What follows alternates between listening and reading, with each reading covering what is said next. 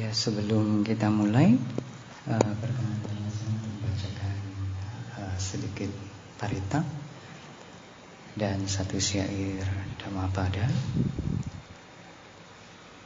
Lalu setelahnya kita chant Namo Tassa sama-sama ya, 3 kali.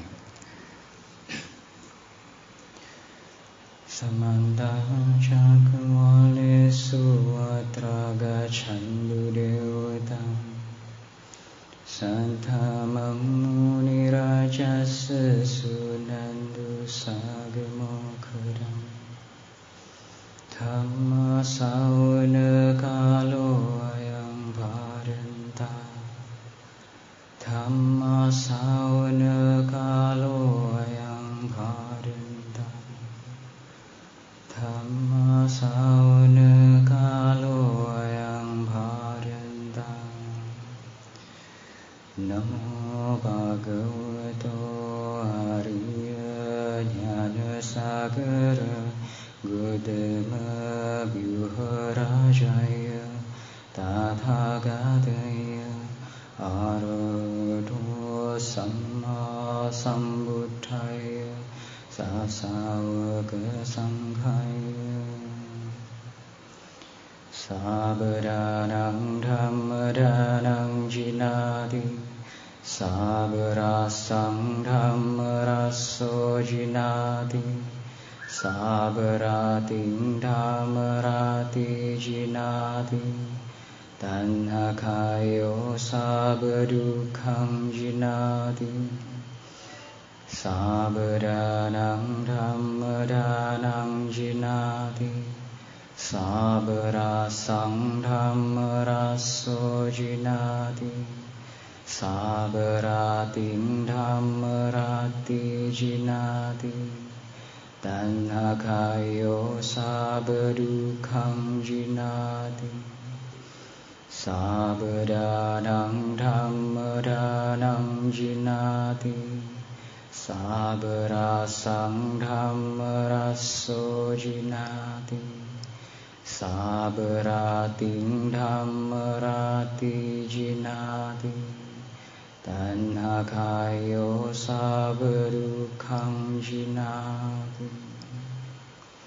Mari kita bacakan Namo Tassa bersama-sama 3 kali. Namo Tassa Bhagavato Arahato Samma Sambuddhassa.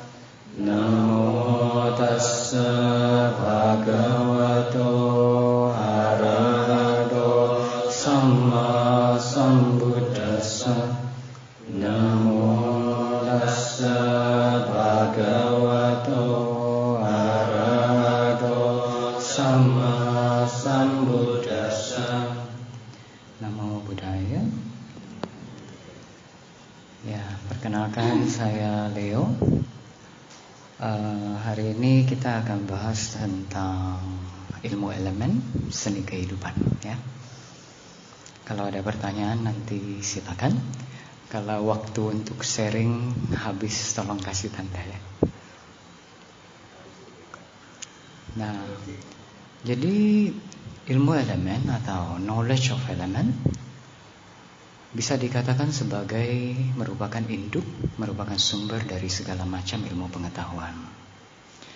Baik ilmu pengetahuan yang ada di dunia manusia, alam para dewa, Garula, Asura, ataupun pengetahuan yang ada di alam dewa dan Brahma. Baik di cakrawala ini maupun di seluruh semesta raya. Segala macam pengetahuan di bidang apapun, semua merupakan bagian, cabang, pecahan, atau versi terdistorsi dari ilmu elemen. Nanti kalau semakin belajar akan semakin paham mengapa ilmu elemen adalah sumber dari segala ilmu. Jadi selama sekitar 20-an hari di Jakarta ini kami sudah membagikan sedikit tentang ilmu elemen dengan banyak teman-teman ya.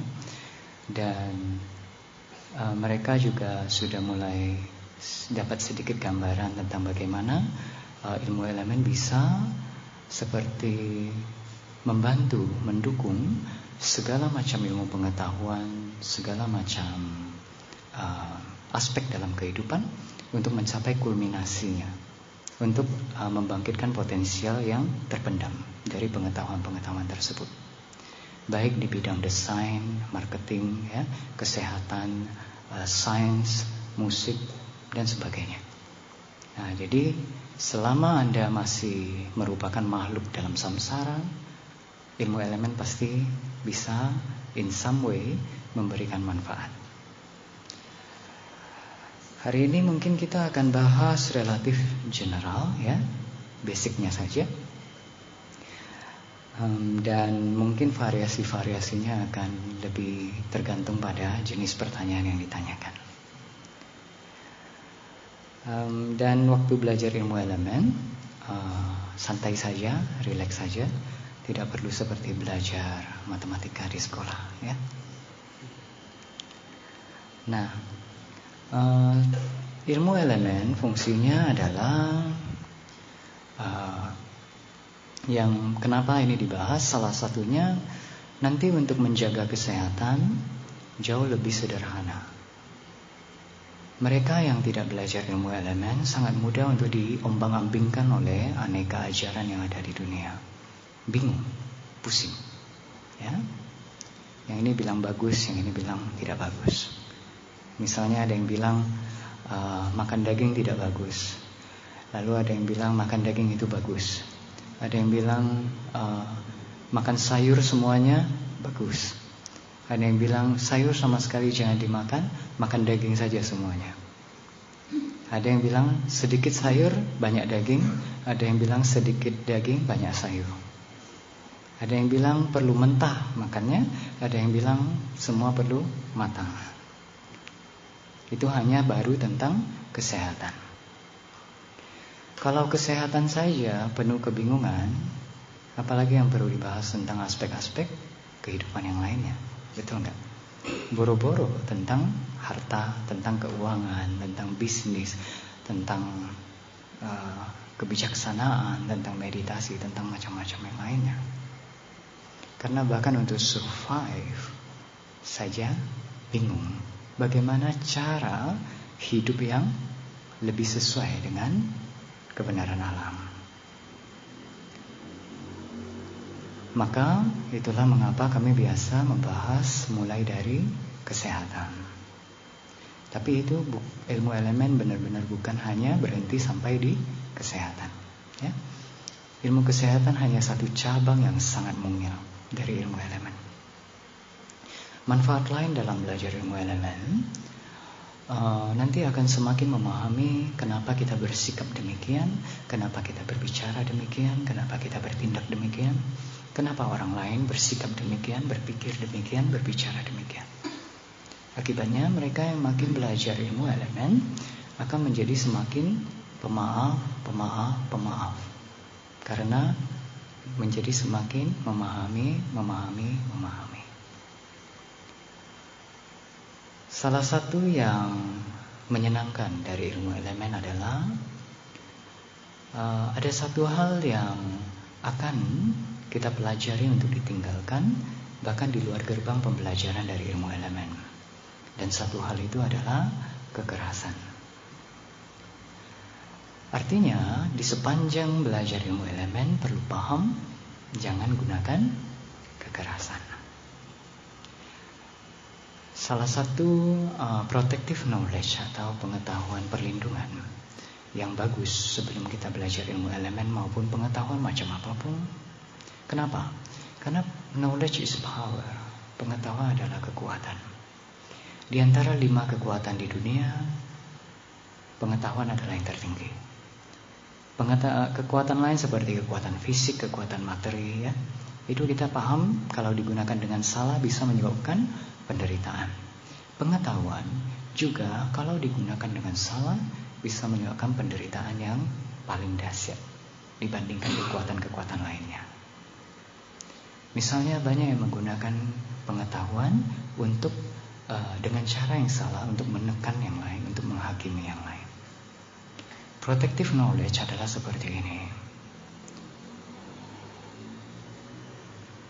fungsi dari kekuatan, fungsi dari pengetahuan tidaklah pernah untuk menghakimi diri sendiri, orang lain maupun masa lalu.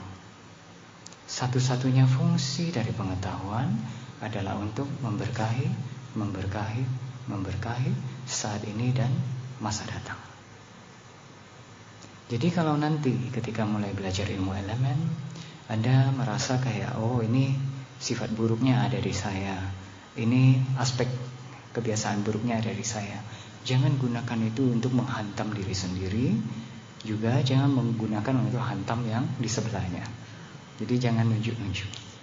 Karena biasa waktu belajar ilmu elemen, kalau bukan dia menghantam diri sendiri, biasanya dia mulai nunjuk-nunjuk. Ya. Kenapa? Nanti belajar ilmu elemen akan sangat menyenangkan, ya. Kita akan istilahnya secara bertahap memahami diri sendiri dan orang lain dan makhluk lain jauh dibandingkan ibu kandung kita maupun ibu kandung mereka. Jadi janganlah gunakan untuk menyakiti yang lain, ya. Nah, kenapa ilmu elemen dibahas dari kesehatan? Karena di antara 5 kekuatan yang paling fondasional, salah satunya adalah kesehatan fisik, kekuatan fisik. Misalnya seperti tadi baca Karania Metta Sutta. Di bagian yang Sako Jutsu Suhu Jutsu Sako. Kata Sako itu artinya seperti berkemampuan, able, mampu, ia mampu. Salah satu dari definisi ia mampu itu ada 5 definisi di kata-kata. Kita penjabar makna, ya, kita penjabar. Jadi bukan kita komentar, ya, kita penjabar. Bahasa Inggrisnya seharusnya expository, bukan commentary. Ya. Di kita penjabar salah satunya adalah kalau nggak salah bisa diterjemahkan sebagai sehat. Definisi dari sehat yang diberikan adalah api pencernaannya tidak terlalu kuat dan tidak terlalu lemah. Artinya seperti seimbang. Dulu kami bingung, kenapa yang dibahas api pencernaan oleh Buddha? Kenapa bukan peredaran darah atau kualitas lain-lainnya? Kenapa api pencernaan? Tapi setelah belajar bertahap, sungguh luar biasa. Buddha bisa pinpoint satu poin yang paling penting, yang istilahnya bisa dikatakan seperti determining quality, kualitas yang menentukan kondisi kesehatan seorang. Itu adalah di api pencernaan. Ya. Nanti kita akan belajar secara bertahap. Mereka yang tubuhnya lebih banyak racun, lebih banyak penyakit, ketika mereka pejam mata. Jadi misalnya gini, kita ambil contoh. Waktu pagi hari misalnya, bila ada orang yang sulit bangun pagi karena tubuhnya rasanya berat, seolah-olah medan gravitasi di sekitar ranjang lebih tinggi daripada daerah-daerah lain di bumi, ya. Kemudian bila seorang tidak belajar ilmu elemen, walaupun dia sudah hidup 120 tahun, dia biasanya akan menyalahkan diri sendiri sebagai saya orang malas, saya tidak cukup rajin, tidak cukup semangat, dan sebagainya. Jadi dia sudah tersiksa secara tubuh, sudah berat di atas ranjang, dan dia juga kembali membebani hatinya dengan banyak racun pikiran. Saya malas dan sebagainya. Makin tak bisa bangun. Kemudian padahal kalau nanti belajar, fenomena yang berat seperti itu karena elemen tanah sama elemen airnya, gross. Gross atau olarika artinya kasar. Tidak selalu buruk. Kasar memang biasanya buruk, tapi ada aspek elemen yang gross tapi memang diperlukan. Lalu yang tidak bisa tidur pada saat malam karena banyak pikiran. Lalu apa yang terjadi? Mereka biasa menghantam dirinya atau temannya ketika tahu temannya tidak bisa tidur malam, akan dihantam dengan jangan overthink. Jangan mikir terlalu banyak. Padahal itu karena elemennya gross. Ketika elemen api, elemen angin gross, itu akan mengkondisikan salah satunya pikiran jadi kacau. Jadi sangat-sangat aktif. Akibatnya nggak bisa tidur kalau nggak tahu caranya. Ya, jadi kalau nanti makin belajar elemen, kita akan menjadi semakin pemaaf, karena mengayomi, memahami. Dan sungguh jalan hidup yang dilindungi oleh seni pemaafan itu adalah hidup yang sangat nikmat dan nyaman. Nanti kalau para sahabat sudah belajar ilmu elemen cabang yang seni pemaafan, Anda akan menyadari bahwa begitu banyak seolah seperti kebutuhan, keinginan kita dalam hidup. Perlu banyak uang untuk beli ini, itu, dan sebagainya, termasuk makan 3 kali sehari.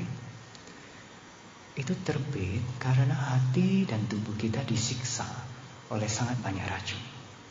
Dan salah satunya adalah kemarahan, kebencian, kekesalan, kejengkelan. Begitu seorang bisa menyentuh bahkan sedikit sekali dari seni pemaafan berdasar seni elemen, tiba-tiba energi tubuh jauh lebih nyaman. Tiba-tiba segala rokok, shopping, dan sebagainya, bahkan makan malam, jadi bukan satu hal yang diperlukan. Itu cara hidup jalan hidup yang dilindungi oleh seni pemaafan, itu sangat-sangat nyaman, sederhana, nikmat, tapi mendalam. Nah, jadi mereka yang belajar ilmu elemen, yang paling sederhana adalah kesehatan tubuhnya akan jadi lebih nyaman, lebih baik. Dan karenanya hati tidak terlalu banyak tersiksa perasaan yang tidak menyenangkan di tubuh, sensasi yang tidak menyenangkan. Akibatnya rank kesabaran jadi lebih luas. Contoh, kalau misalnya tubuhnya sedang tidak terlalu lelah, misalnya terutama yang sudah berkeluarga, ya, kalau tubuhnya hari itu tidak terlalu lelah, ketika pulang ke rumah, anaknya teriak-teriak, yang umur 3 tahun, 4 tahun, lari-lari dan teriak-teriak. Misalnya si sang suami yang baru pulang, hari itu tubuhnya nggak terlalu lelah, nggak banyak kerjaan. Ketika pulang lihat anaknya lari-lari teriak-teriak, dia bisa merasa itu adorable. Itu seperti apa? Lucu. Tapi kalau sedang sangat-sangat lelah, pulang ke rumah, lalu anaknya istilahnya teriak satu teriakan saja, itu tekanan darahnya sudah bisa hit level tertentu, kemarahannya sudah bisa meledak. Jadi seorang perlu paham elemen materialitas dan mentalitas, mereka punya efek, terutama pada beginner, pada pemula yang belum belajar ilmu elemen. Tapi mereka yang sudah lebih paham ilmu elemen, bertahap mereka tahu cara untuk meminimalisir efek dari elemen materialitas pada mentalitas. Jadi jangan terlalu buru-buru. Kalau mereka yang belum belajar ilmu elemen, kita paksa, istilahnya ya harus kuat, harus dan harus. Oke, itu tidak sesuai.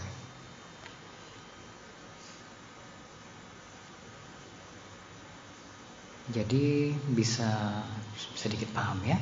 Dari ilmu elemen, pertama kesehatan fisik, lalu nanti kesehatan hati.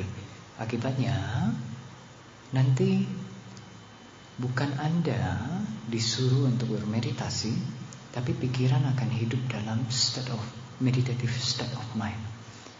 Jadi seperti kehidupan berjalan dalam kondisi meditatif. Bukan berarti Anda jadi slow motion, tidak. Gerakan Anda jadi elegan. Tapi kalau diukur waktunya, tidak lebih lambat sebenarnya. Dianggap atau terlihat lebih lambat, tapi ketika berjalan dan semua. Kenapa? Karena itu relax. Relax dengan lambat itu berbeda. Ya. Nah, maka nanti ketika tubuh lebih sehat, racun lebih sedikit, kenyamanan di tubuh meningkat, sukha sampasa itu pacaya samadhi. Jadi sentuhan yang menyenangkan di tubuh, yang halus ya, yang sesuai dhamma, itu akan pacaya samadhi untuk terbit di hati.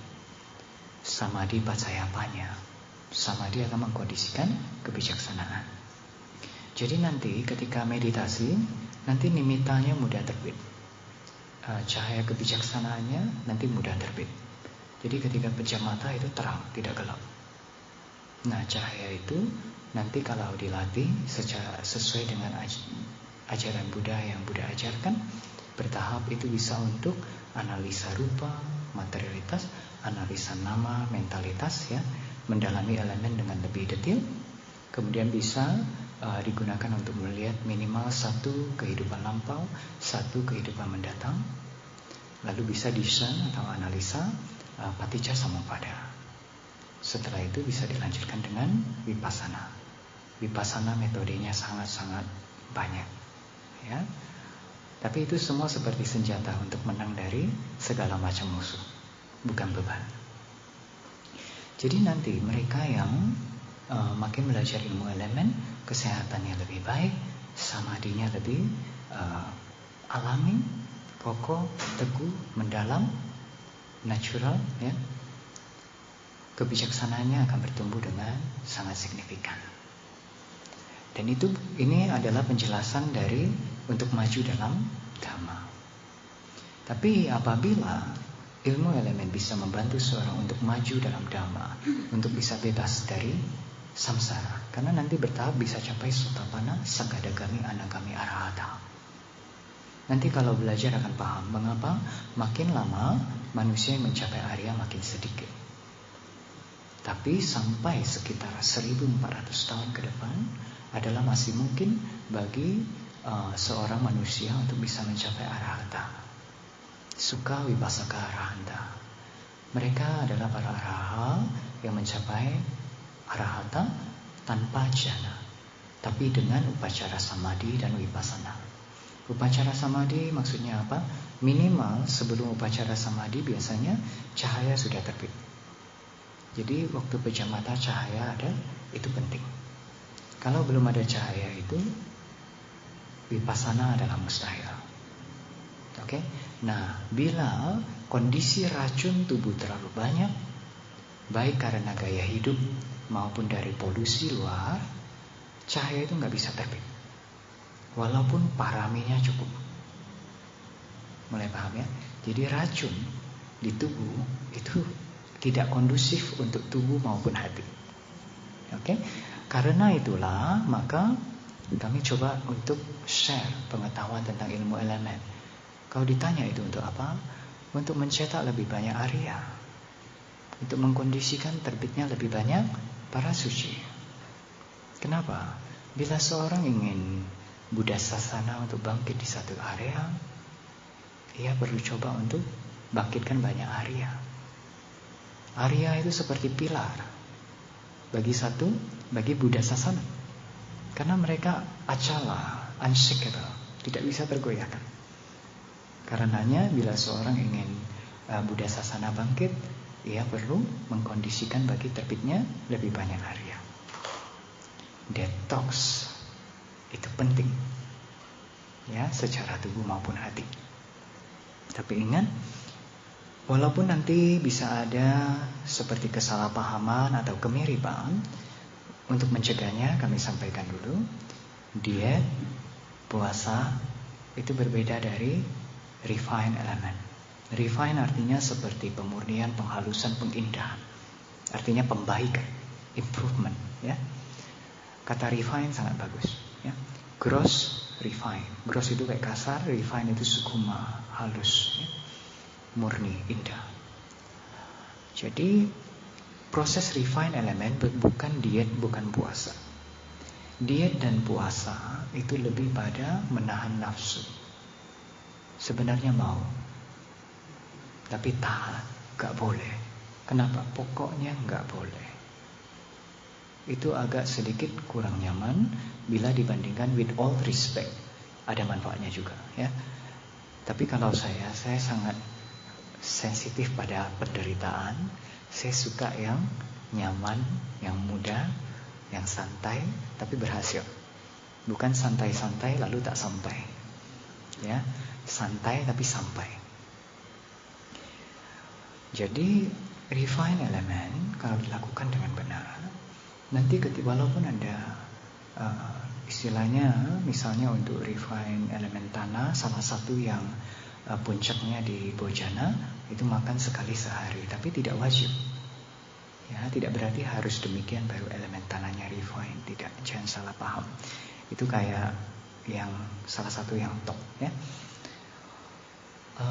Walaupun makan sekali sehari, nanti bisa seharian itu tidak lapar. Perut rasanya berisi. Akibatnya ketika Anda lihat makanan ya, kalau malam-malam kan makanannya banyak yang menarik ya, baik secara penampilan, secara kriuk-kriuknya, secara aromanya, secara rasanya. Saya jamin Anda tidak akan kehilangan kewarasan. Ketika Anda lihat orang makan, Anda tetap bisa ingat bahwa itu rasanya enak. Tapi Anda merasa kayak perut tidak lapar. Dan karenanya seperti Anda punya mastery over food. Kalau Anda mau makan bisa saja, tapi Anda bisa juga punya kekuatan untuk memilih untuk tidak makan. Itu sangat menyenangkan. Dibandingkan seolah hidup tanpa pilihan, dipaksa, ditusuk oleh tombak kelaparan. Harus makan, harus makan, harus makan. Teman-teman yang sudah coba latih bertahap refine elemen, itu seperti ya istilahnya terkaget-kaget sendiri ya, ketika mereka akhirnya sadar bahwa makan 3 kali sehari itu beban yang luar biasa berat.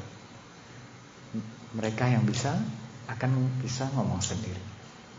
Dan juga kayak minum air terlalu banyak dalam sehari, itu seperti siksaan. Tapi selama kita belum latih, kita nggak sadar bahwa kita hidup dalam siksaan. Nanti ketika sudah refine elemen, indranya makin peka. Indra yang makin peka itulah yang akan menyebabkan pengetahuan seorang tumbuh meluas mendalam. Kalau indra mata, telinga, hidung, lidah, tubuhnya makin peka, salah satu yang favorit itu kulit ya. Kalau indra kulit peka, nanti manfaatnya apa? Anda begitu ketemu satu orang, Anda bisa tahu orang itu kira-kira most of the time pikirannya itu condong ke arah mana. Kenapa? Itu nanti kalau belajar ilmu elemen bisa dipahami detailnya, tidak mistis sedikit pun. Ilmu elemen kalau mau dibahas dengan nama lain itu adalah science of miracle. Sains dari keajaiban.